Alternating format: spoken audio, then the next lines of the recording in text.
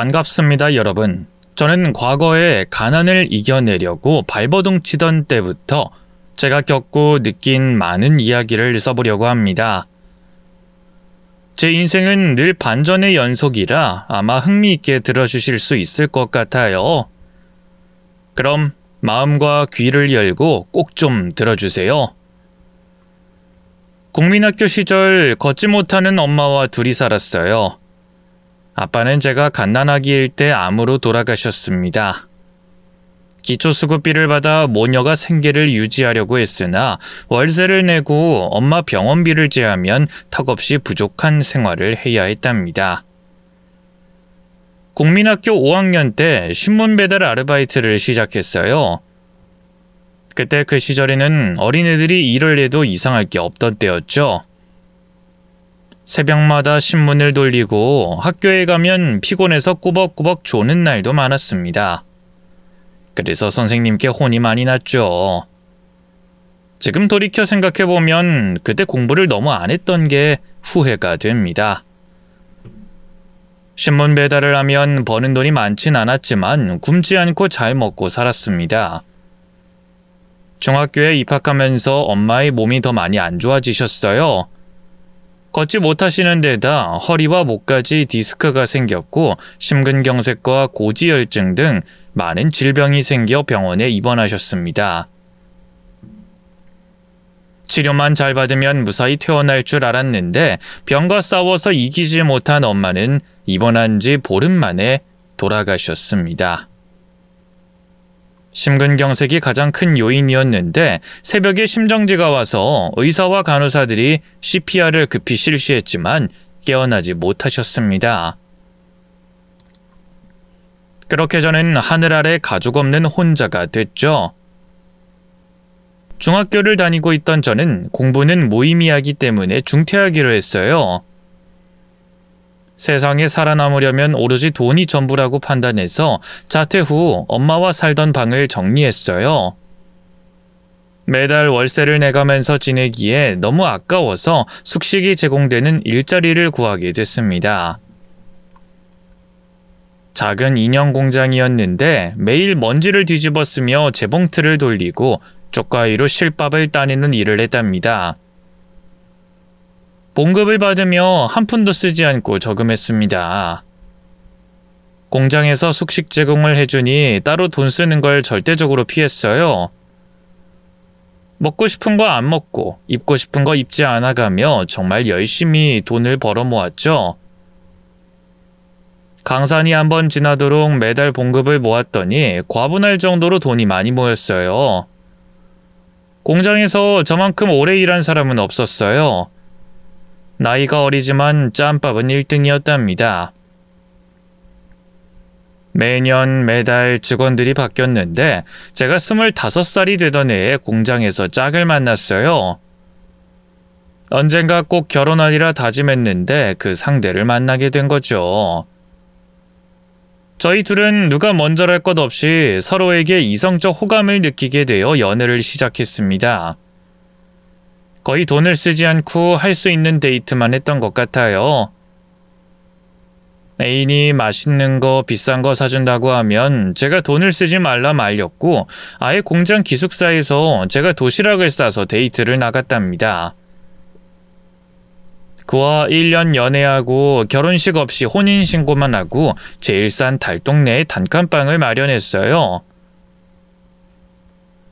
부부가 함께 돈을 모아 훗날 좋은 집을 사서 이사 가기로 했답니다.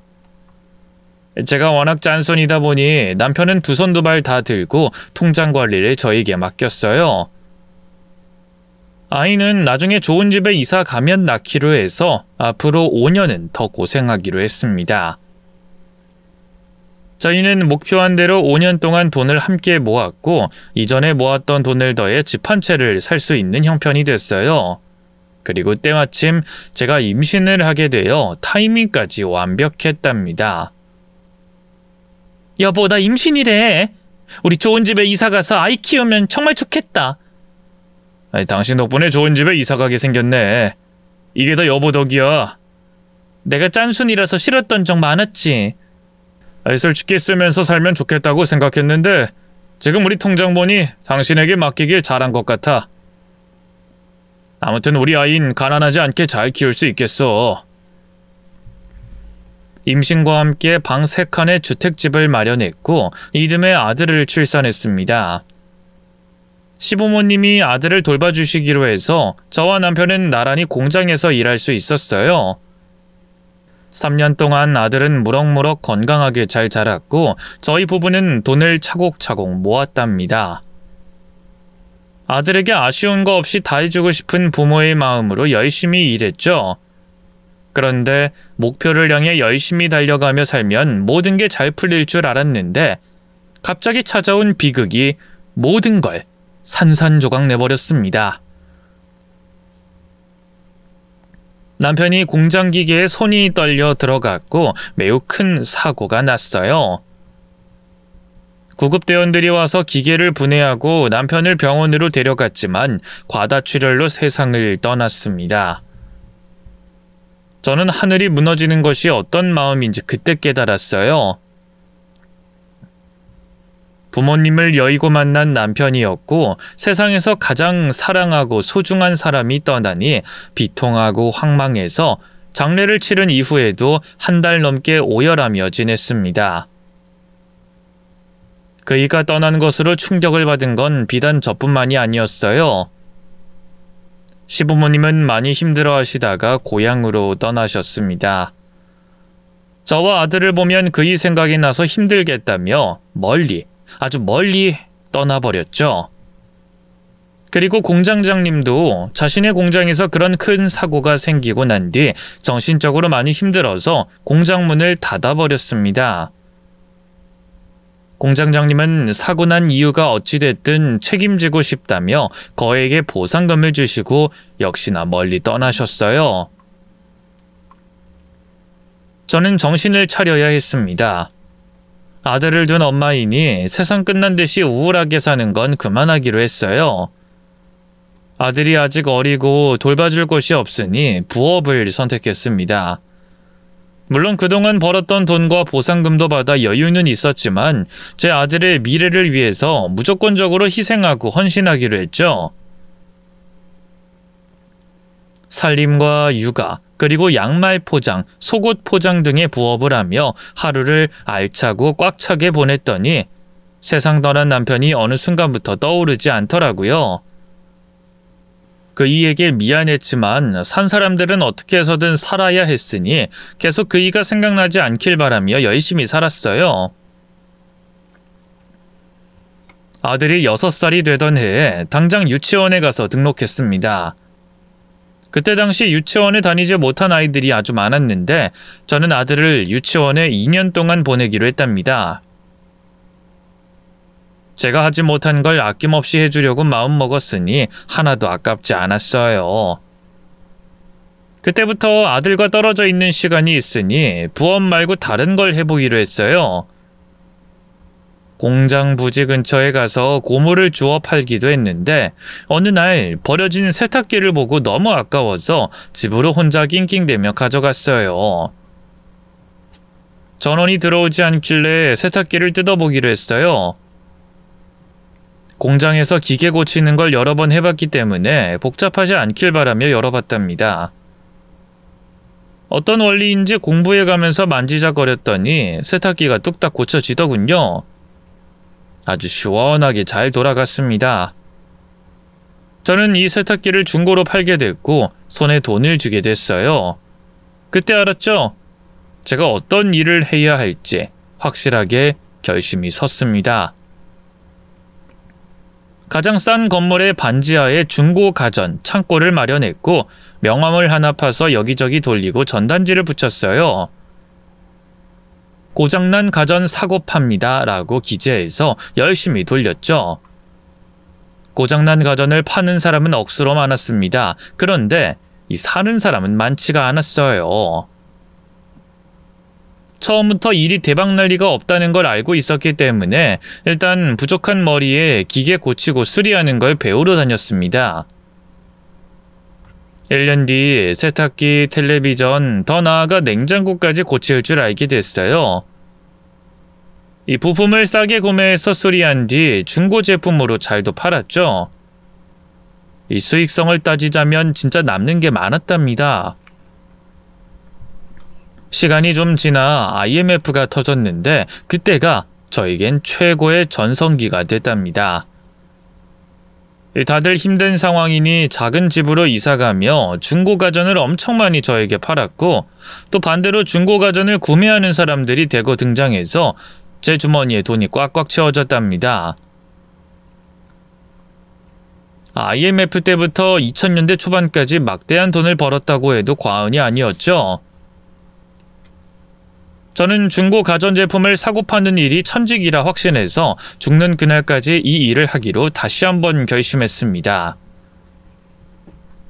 매장을 더 좋고 넓은 곳으로 이사도 했고 직원도 여러 명 고용해서 매출은 매달 쭉쭉 늘어갔답니다.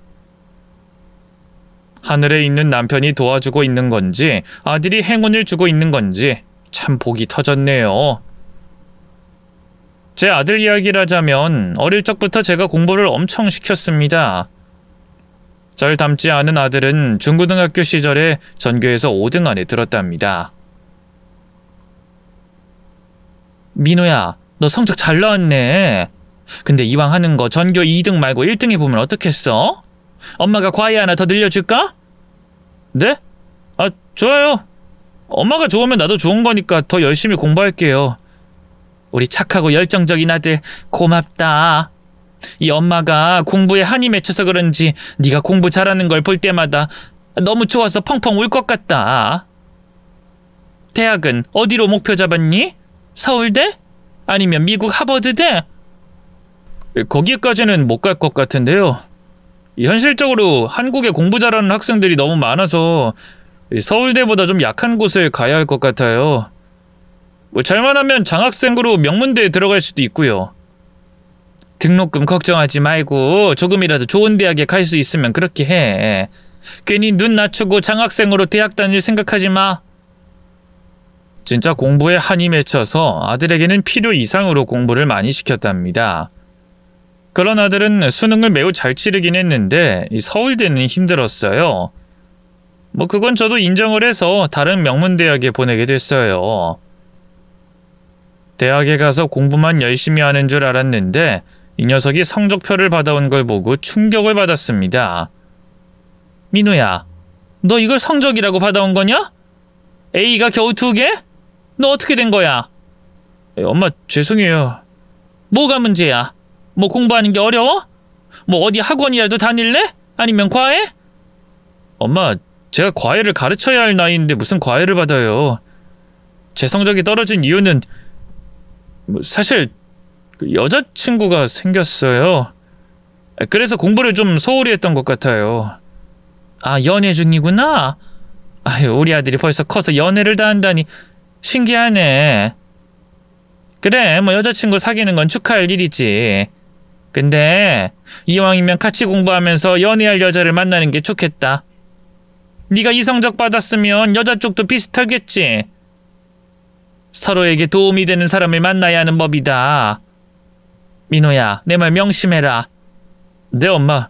앞으로 열심히 공부할게요. 연애는 제가 정리하고 나중에 하는 게 좋을 것 같아요. 아들에게 크게 강요하지 않고 타이르듯이 말하면 언제나 제 말을 들어주고 실행했습니다.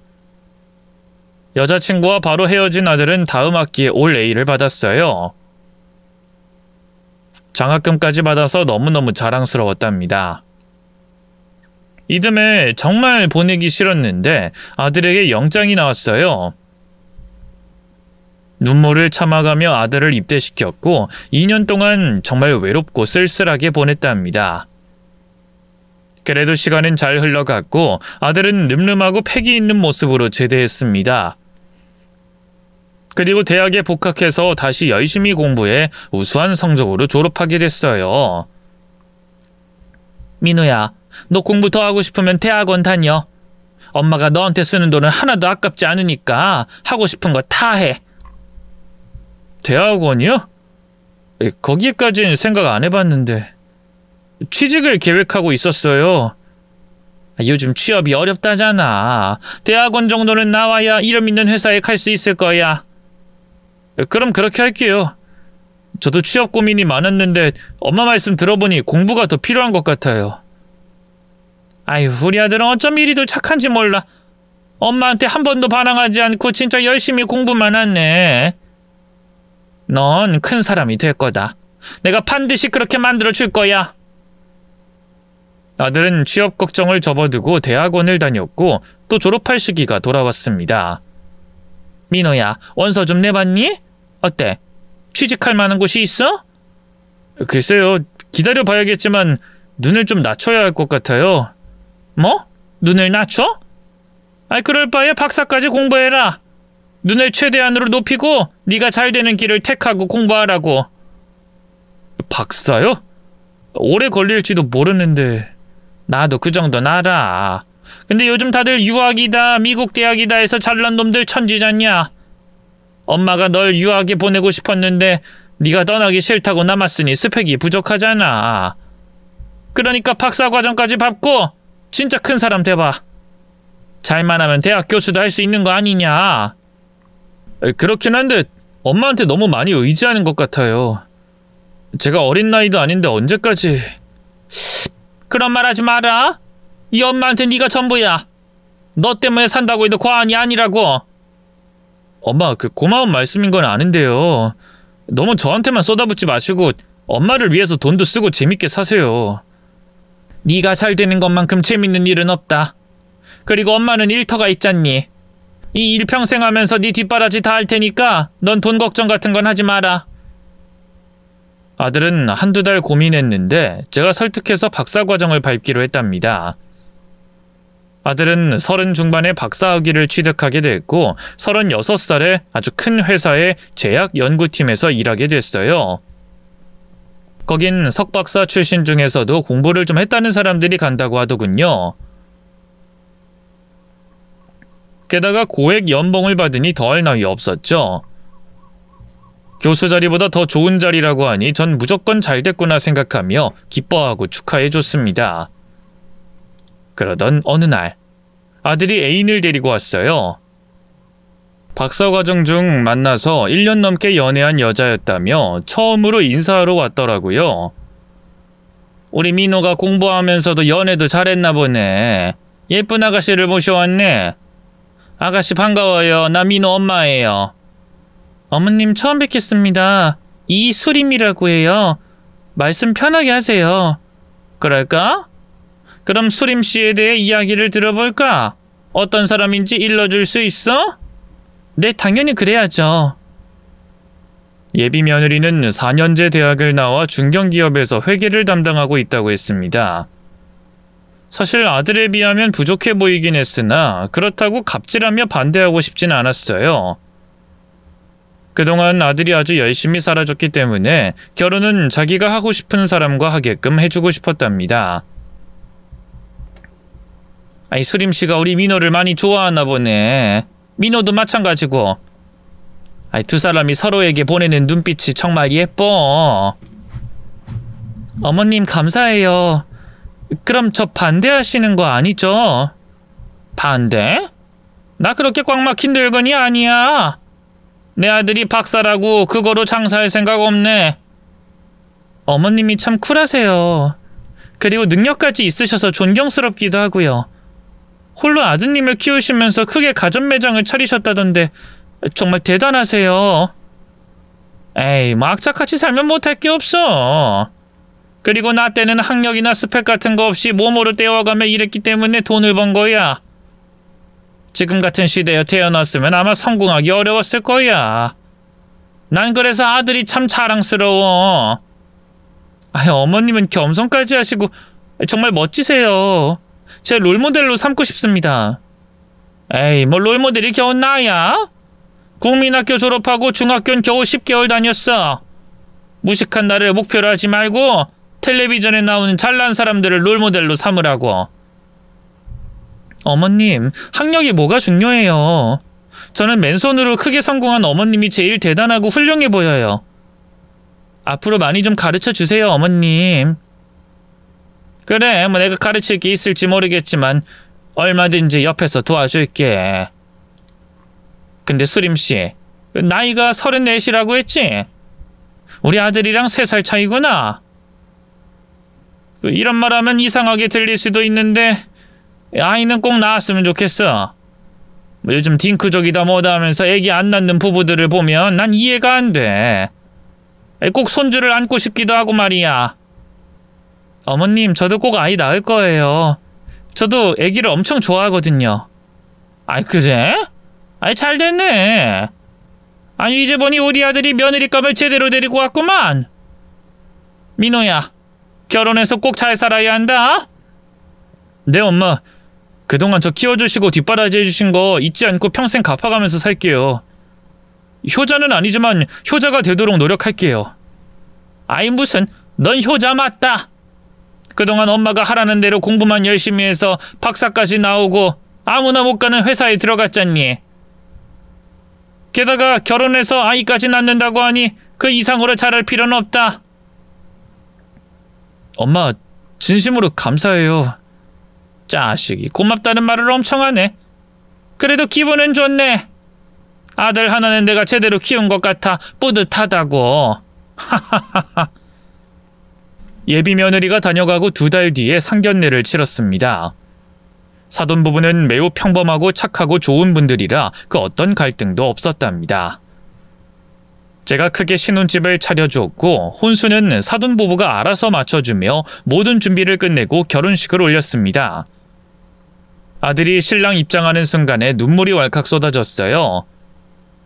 세상 떠난 남편과 결혼식도 못 올리고 오래 살지 못한 게 한이 된 것도 있고 자랑스러운 아들 모습에 감격해서 여러 감정이 뒤섞여 눈물이 되어 흘러내렸네요. 아들과 며느리가 맞벌이로 일하니 집안 살림을 아주 잘하진 못했어요. 그래서 제가 자주 시간을 내서 신혼집을 정리해주거나 반찬을 채워주고 왔답니다. 그렇게 한 달이 지나고 슬슬 며느리와 아들에게 손주 이야기를 꺼내기 시작했어요. 세아가, 민호야, 너희들 2세는 낳겠다고 했지? 근데 언제쯤 낳을 거니? 아기요? 아직 결혼한 지 한 달밖에 안 돼서 좀 더 이따 가지려고요. 그래, 뭐 니들 생각이 그렇다면 그렇게 해야지. 근데 말이야, 1살이라도 어렸을 때 갖는 게 어떨까? 아니, 내가 아는 사람의 딸이 나이가 38인가 됐는데 임신을 못한다고 하더구나. 아니, 물론 40대에도 충분히 아이를 가질 수 있는 건 안다만 그래도 1살이라도 어릴 때 갖는 게 좋지 않을까? 아유, 미안하다 이런 말해서. 너무 꼰대 같다고 생각하지 말고 한번 깊이 고민을 해주거라. 네, 엄마. 집사람이랑 노력해서 2세 빨리 가져볼게요. 여보, 당신도 동의하지? 며느리는 당연하다는 듯 고개를 크게 끄덕이며 열심히 노력해보겠다고 대답했습니다. 만족하는 대답을 듣게 되니 곧 좋은 소식이 생길 거라 믿으며 하루하루 즐겁게 일하면서 지냈습니다. 아들 신혼집에 이틀에 매주 한 번씩 가서 청소도 해주고 빨래와 정리, 반찬도 여러 가지 뚝딱 만들어 냉장고를 빼곡하게 채웠답니다. 그런데 한 달 뒤에 임신 소식이 아니라 아들의 입원 소식을 듣고 급히 병원에 찾아갔습니다. 이게 무슨 일이야, 민호야? 어떻게 된 거야? 엄마, 별거 아니에요. 두통이 좀 있어서요. 입원까지 할 정도면 심각한 거 아니야? 큰 이상은 없대요. 그냥 일을 많이 해서 과로와 스트레스가 겹쳐서 그런 것 같아요. 너 이 일이 힘드니? 회사에서 야근을 많이 시켜? 아무래도 그렇죠. 다들 경쟁이 심하니까. 뒤처지지 않으려면 저도 열심히 살아야죠.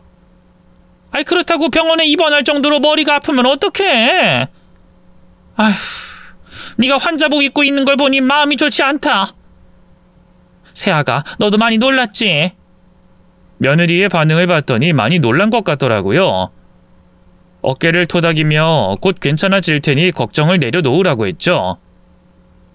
아유, 우리 며느리가 많이 놀란 모양이네. 세아가, 치료 받으면 괜찮을 거잖아. 네, 어머님. 저도 그럴 거라 믿고 있어요. 신혼 초부터 이런 일이 생기니 속상하겠지만 액땜했다 생각하고 앞으로 두 사람이 건강하게 살면 된다. 처음 아들의 입원에 조금 놀랐지만 일 욕심에 그렇게 된 거라고 하니 크게 걱정하진 않았어요. 다행히 이틀 동안 링거를 맞은 아들은 퇴원했고 다시 일상으로 돌아갔습니다. 건강 잘 챙겨가며 일하는 것 같아 혈색이 좋아진 아들을 보고 다행으로 생각했어요. 민호야, 살이 좀 붙은 것 같네? 아이, 잘 됐다. 집사람이 잘 챙겨줘서요. 그래. 우리 며느리가 아주 잘하고 있어. 기쁘구나. 그럼 너희들 말이야. 자꾸 이런 말해서 미안한데 그 아이는 올해쯤으로 계획하는 게 어떻겠니? 민호 넌 내년에 39이고 새애기도 30대 중반이면 지금 가져도 빠른 건 아닐 텐데. 네, 엄마 꼭 그렇게 할게요. 아내도 아이를 가지고 싶어 해서 노력하고 있는 중이에요. 그렇구나.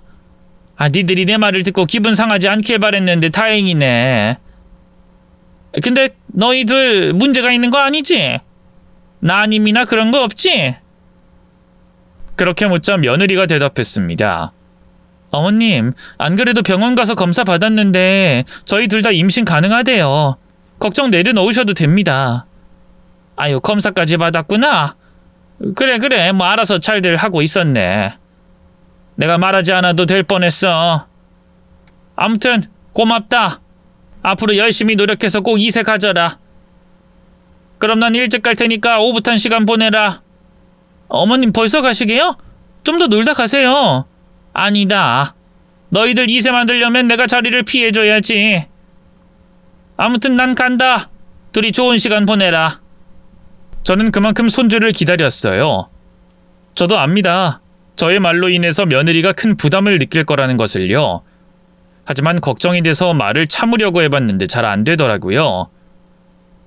좋은 소식을 기다리며 제 할 일을 열심히 하며 살아가던 도중 또다시 아들이 병원에 입원했다는 소식을 듣고 찾아갔습니다. 도대체 머리가 얼마나 아프길래 또 입원을 한 거야? 민호야, 너 일이 많이 힘드니? 그럼 회사 그만두고 사업이라도 할래? 아니에요, 엄마. 사업하면 더 힘들어질 거예요. 지금 다니는 회사에 만족하면서 다니고 있어요. 그럼 뭐가 문제일까? 혹시 너희들이 싸우고 그러니? 그렇지 않아요. 신혼인데 싸울 일이 뭐가 있겠어요. 그리고 집사람이 속이 깊어서 저보다 훨씬 어른 같아 아무런 문제가 없어요, 엄마. 아들은 회사도 좋고 며느리와도 아무런 문제가 없다고 하더군요. 극심한 두통이 어디서 생기는지 정말 걱정이 크게 됐습니다. 이번에도 이틀 입원하게 됐고 무사히 일상으로 돌아갔어요. 아들은 석 달 동안 4번이나 두통에 시달려 입원하게 되자 저는 심각한 것 같아 일을 그만두고 쉬라고 말렸습니다. 민호야, 회사 그만둬라. 아무리 좋은 회사라고 해도 몸까지 상하면서 다닐 필요가 있냐? 이 엄마가 경제적 지원 다 해줄 테니까 돈 걱정하지 말고 쉬어. 엄마는 절 키우신다고 온갖 고생 다 하셨잖아요. 그거에 비하면 전 아주 편하게 일하고 있는 거라고요. 그리고 더 이상 지원은 그만 받을게요. 제가 돌려드릴 차례니 엄마야말로 좀 쉬세요. 이 엄마는 강철로 만들어져서 절대 쓰러지지 않아. 너도 자식 낳아보면 알겠지만 자식이 주는 힘이 있어서 오뚜기처럼 다시 일어서게 된다고. 아이를 빨리 가져야겠네요. 저도 오뚜기처럼 일어나려면 빨리 이세를 가져야겠어요. 그래, 뭐 그건 말리지 않으마. 임신이 늦어지면 나중에 진짜 가지기 힘들 수 있어. 옆에 새애기가 듣는 데서 또 말하는 게 미안하네. 며느리는 두 손을 내저으며 괜찮다고 대답했습니다. 한 달 뒤에 또다시 아들이 입원했을 땐 진짜로 회사를 관두게 할 작정이었습니다. 아들이 병원 침대에서 링거를 맞으며 자고 있어서 며느리에게 말했습니다. 새애기 너도 고생이 많다. 아휴, 우리 아들이 또 과로를 한 모양이네. 단순한 과로는 아닌 것 같아요. 뭐? 그럼 다른 이유라도 있다는 거야? 세아가 요즘 민호가 연달아 입원하는 게 특별한 이유라도 있는 거니? 죄송해요. 지금 웃은 거야? 아니, 그게 아니라 아까 웃긴 일이 있어서요. 어머님 죄송해요. 아무리 그래도 네 남편이 저렇게 아픈데 웃니? 좀 실망이다. 어머님 죄송해요. 근데 어머님이 이 일을 좀 건강하게 낳아주시지 그랬어요. 제 남편 진짜 약골이에요. 저도 이번에 제대로 알게 됐다니까요. 뭐가 어째? 건강하게 낳아주지 그랬냐고? 시애미한테 그게 할 소리냐? 죄송해요. 오늘은 제가 많이 이상하네요. 정신 차리겠습니다. 아들이 아파서 연달아 병원에 입원하는데 웃음을 터뜨리고 이상한 말을 하길래 기분이 몹시 안 좋았습니다. 그리고 꼭 며느리가 아들에게 무슨 짓을 하고 있어서 아픈 것 같았어요. 제가 드라마를 많이 봐서 그런 것일 수도 있지만 멀쩡한 아들이 결혼 뒤부터 병원을 다니니 며느리가 수상해 보였어요. 그래서 며느리를 감시해보기로 작정했습니다. 먼저 며느리가 하루를 어떻게 보내고 누굴 만나는지 확인해보려고 제가 직접 미행을 붙었습니다. 중고가전 매장은 직원들이 잘 버텨주고 있으니 틈틈이 전화로 보고받았답니다. 이 사흘 동안 며느리를 쫓아다녀 봤는데 수상한 흔적은 없어 보였어요. 외도나 나쁜 짓은 아닌 것 같아 이번엔 애들 신혼집에 소형 카메라를 설치했습니다. 반찬 가져다 준다는 핑계로 빈집에 들어가 그렇게 했죠. 안방은 설치하기가 좀 그래서 거실과 주방에만 카메라를 달아놨어요. 아들 부부의 대화를 엿듣게 됐는데 아주 다정하게 보였고 서로를 위하는 게 보였어요. 제가 괜한 의심을 한 건가 싶어 철수해야 할지 고민했답니다. 하지만 이대로 포기하긴 이르다 싶어 조금 더 며느리를 감시하기로 했습니다. 며칠 뒤 저는 며느리가 외도하는 장면을 목격했습니다. 어떤 젊은 남자와 나란히 걷는 걸 보고 급하게 쫓아갔는데 아쉽게 놓치고 말았어요. 긴장을 해서 사진도 찍지 못했죠. 그래서 두 눈 부릅뜨고 긴장 풀고 다시 며느리가 바람 피우는 순간을 포착하려고 며칠 내내 미행만 했답니다. 그 남자를 다시 만나는 걸 봐야 하는데 일주일 동안 만나지 않더라고요. 하지만 꼬리가 길면 잡히는 법, 평일 저녁에 퇴근한 며느리가 그때 나란히 걷던 남자와 팔짱을 끼고 걸어가는 걸 목격했습니다. 차에서 내려 운동화 끈을 꽉 조여매고 마스크와 모자를 싸고 바짝 따라붙었답니다. 이윽고 며느리와 상간남의 대화가 들렸습니다. 수렴아, 우리 집 가서 밥 먹고 가. 밥? 남편이랑 먹어야지. 넌 매일 보는 남편이랑 하루 정도는 따로 밥 먹는 게 안 되냐? 남편 밥은 잘 챙겨줘야지. 맨날 먹는 밥 한 번을 따로 못 먹냐? 남편이 요즘 많이 피곤해서 내가 챙겨줘야지. 그리고 그 일을 위해서 뭔가를 하는 중이거든. 뭔데? 비밀이야? 비밀. 아무튼 엄청난 계획이라는 것만 알아둬. 제 아들이 병원에 연달아 입원하는 게 단순한 두통이 아니라 며느리의 계획처럼 들렸어요. 이어서 상간남이 며느리에게 말하더군요. 우리 집 잠깐 들렀다가 밥은 안 먹어도 나랑 그건 해야지. 그럴까? 하긴 오빠랑 그걸 할 때가 제일 좋긴 하지. 그럼 오빠 집에 딱 30분만 앉아 있다가 갈게. 며느리는 상간남의 팔짱을 끼더니 아파트 단지로 들어가더군요. 대놓고 상간남 집에 들어가는 것 같았습니다. 저는 이를 꽉 깨물고 현장을 잡기 위해 다시 바짝 따라붙었습니다.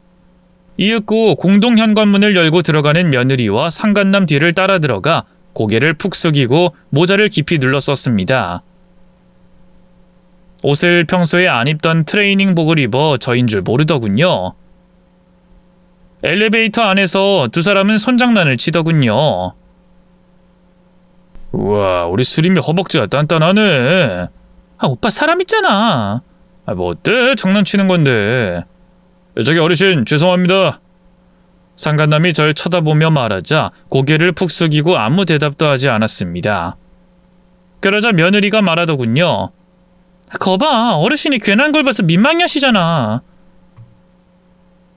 그래, 뭐 나머진 집안에 가서 만져볼게. 만지긴 뭘 만져. 조용히 하고 때려. 다 왔어. 두 사람이 내리자 저도 내렸어요. 몇 호에 들어가는지 확실하게 확인하고 잠시 호흡을 가다듬고 기다렸습니다.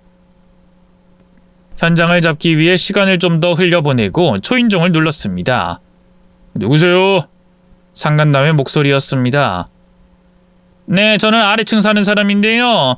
천장에서 물이 새서 잠깐 들어가서 확인 좀 해도 될까요? 물이 샌다고요? 알겠습니다. 일단 들어오세요.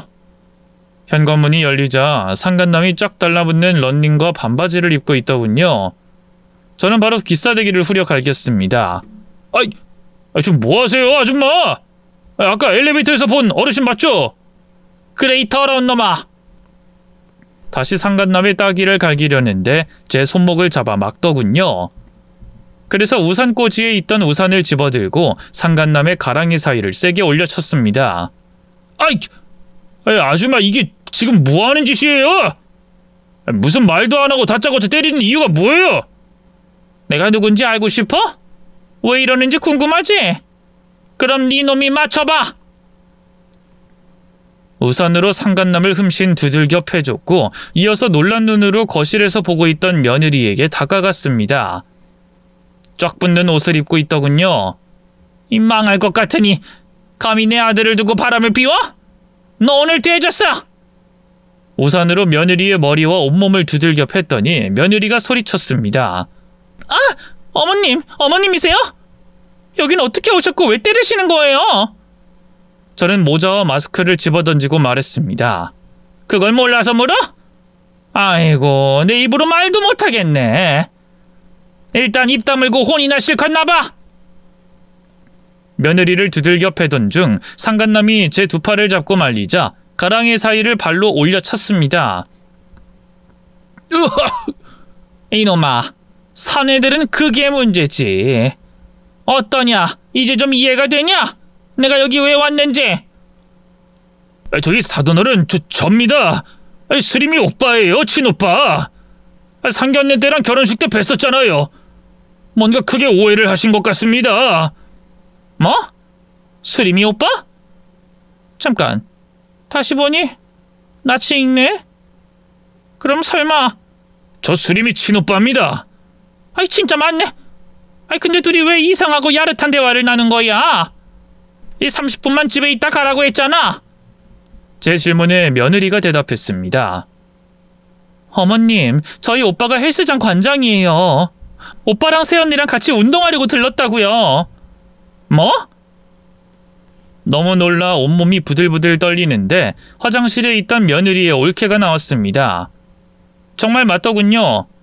결혼식장에서 본 사돈 가족들이었습니다. 세상에, 내가 지금 무슨 짓을 한 거야? 새아가, 그리고 사돈, 괜찮아요? 어머님, 무슨 짓을 하신 거예요?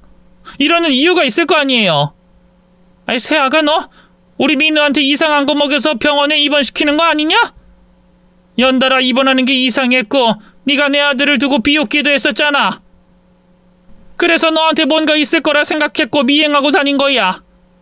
네 신혼집에도 카메라 달아놓았고. 뭐라고요? 어머님, 제가 그이한테 뭔 짓을 했을 거라 생각하셨어요? 제가 바람이라도 피우는 줄 알고 미행까지 하셨다고요? 정말 미치겠네. 아니에요. 모두 다 아니라고요.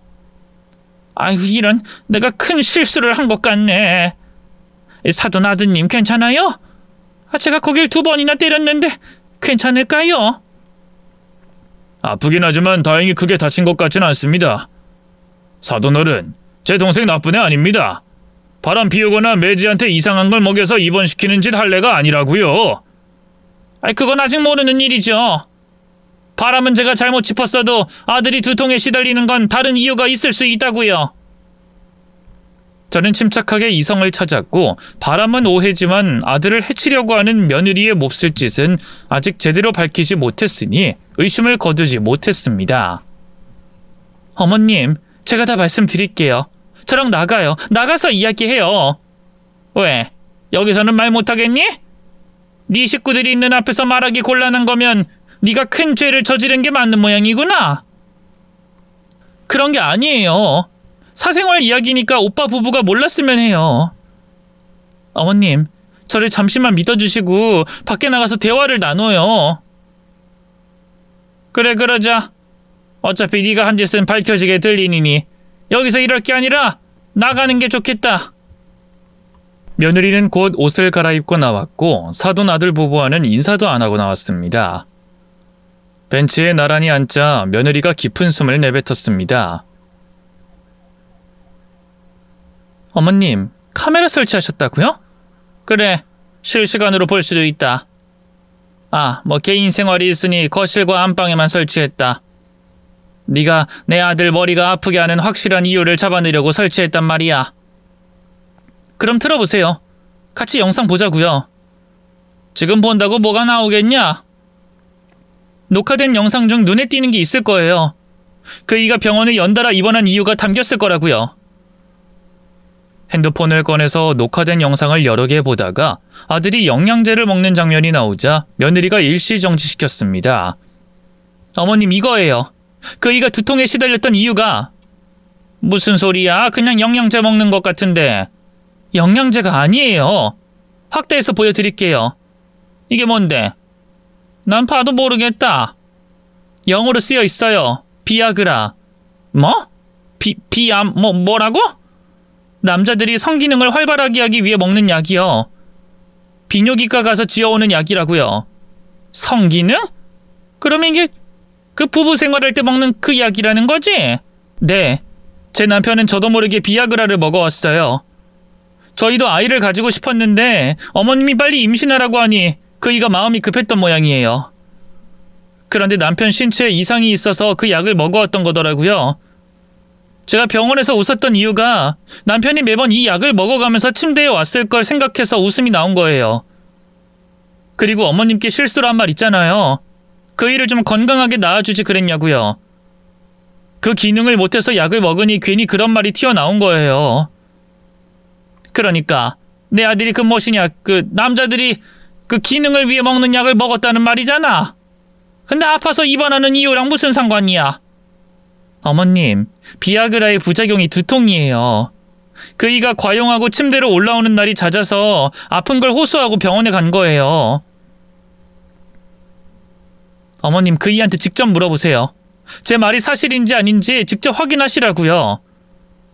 아니, 아들이 왜 그런 약을 왜 과용을 해서 두통에 시달렸던 거지? 어머님 아들은 어머님 말씀을 잘 듣는 아들이니까요. 임신을 빨리 하면 좋겠다고 연신 말씀하시니 그이가 어머님 소원 들어드리려고 매일같이 노력했어요. 저도 몰랐을 땐 그이가 단순히 정력이 강한 사람인 줄 알았어요. 근데 뒤에서 이렇게 성기능 약을 먹고 있던 거라고요. 아이고, 결국 모두 내 탓이었어. 이를 어쩌면 좋니? 나 지금 개망신 당한 거 맞지? 이제 오해가 풀리셨어요? 세아가 진짜 미안하다. 내가 입이 10개라도 할 말이 없다. 어머님, 이참에 그이랑 진솔하게 대화 좀 나눠봐요. 제 남편은 어머님을 우상처럼 생각하고 엄청 존경해요. 근데 그게 너무 과해서 나중에 문제가 생길 것 같아요. 그래. 일단 너 이 집 가서 아들이랑 같이 이야기를 좀 나눠야겠구나. 세상에, 내가 지금 무슨 짓거리란 거야? 부끄러워서 고개를 들지 못하겠구나. 이미 벌어진 일이니 어쩌겠어요. 그래도 저희 오빠 부부가 남편에 대해서 아무것도 모르니 다행이네요. 그 사실이 알려지면 괜히 친정에서도 별소리를 다 하실지도 모르니까요. 네가 나보다 어른이구나. 아이고, 이 무식한 늙은이가 사고를 제대로 쳤어. 난 멍청하고 아둔하고 모자란 인간이야. 어머님, 그렇다고 자책하지 마세요. 문제는 지금부터 해결하면 되니까 저랑 같이 일단 오빠 부부한테 사과하러 가요. 저는 친정집 가서 오늘 얻어터진 일을 말하지 말라고 단도리 시킬게요.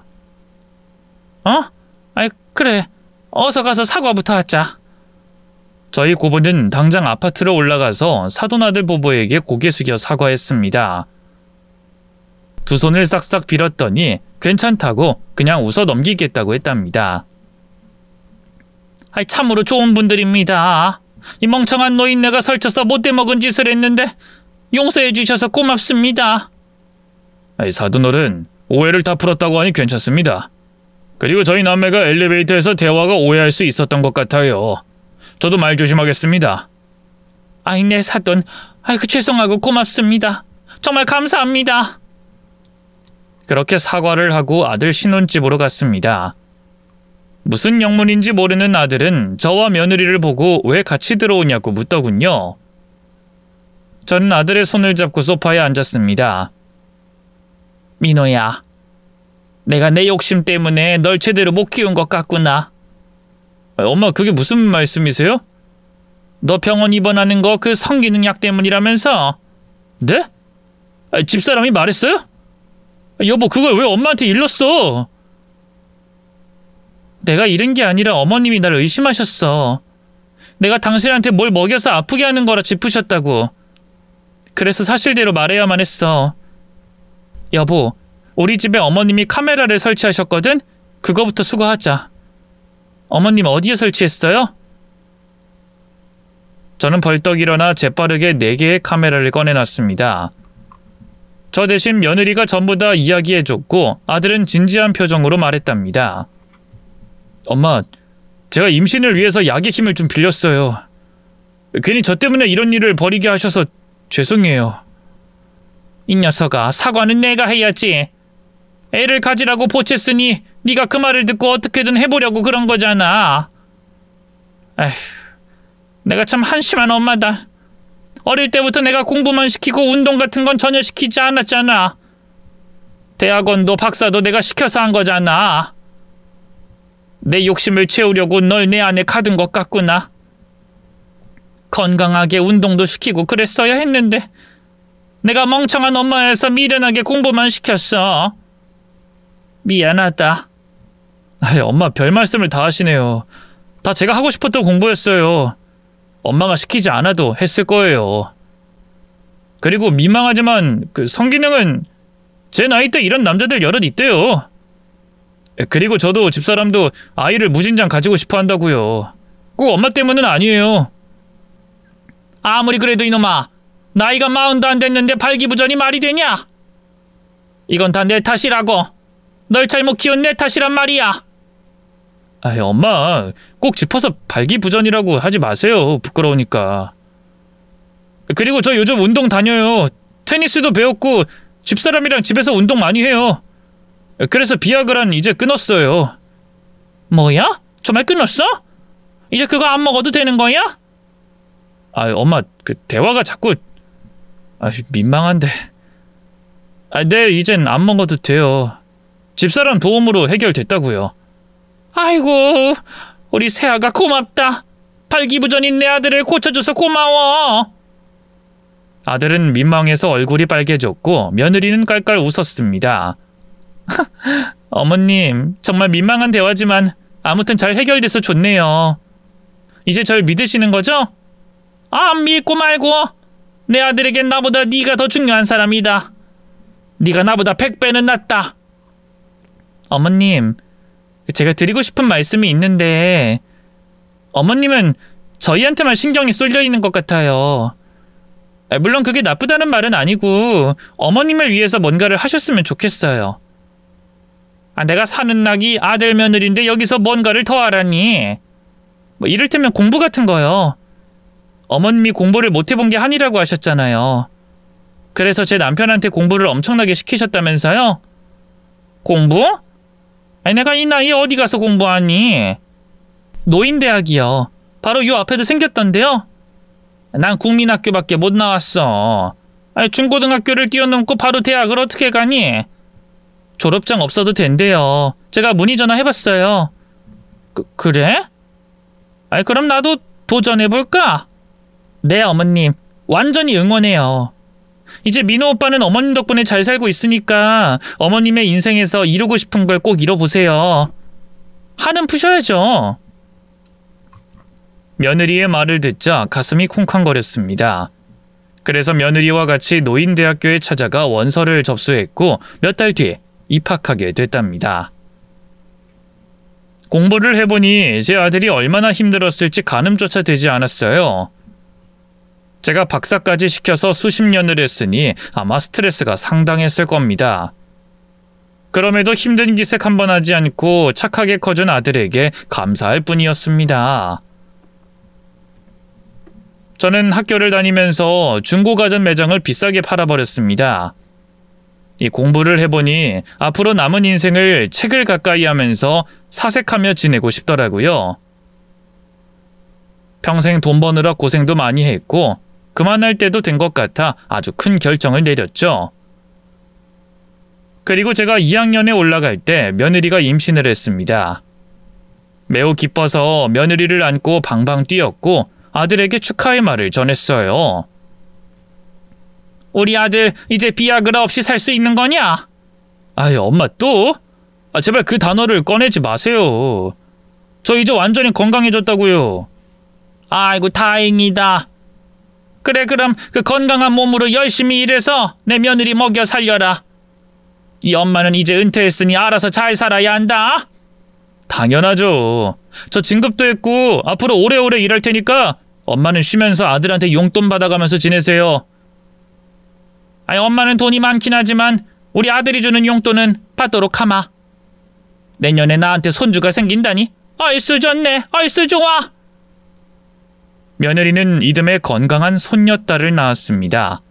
그리고 며느리가 계속 일을 다니고 싶다고 해서 저와 사돈 부부가 번갈아 가면서 손녀를 봐주고 있답니다. 제가 아직 노인대학을 졸업하진 않았지만 손녀가 좀 자라면 공부를 가르쳐 줄 수 있을 것 같아요. 그런 날이 빨리 오길 고대하며 지내고 있답니다.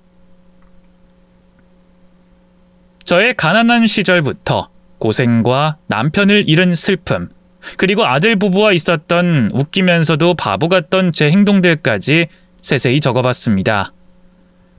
다시 읽어보니 제가 많이 부족한 엄마였다는 걸 다시금 깨닫게 되네요. 앞으로 좋은 엄마이자 할머니가 되도록 최선을 다하겠습니다. 그럼 제 사연 마칠게요.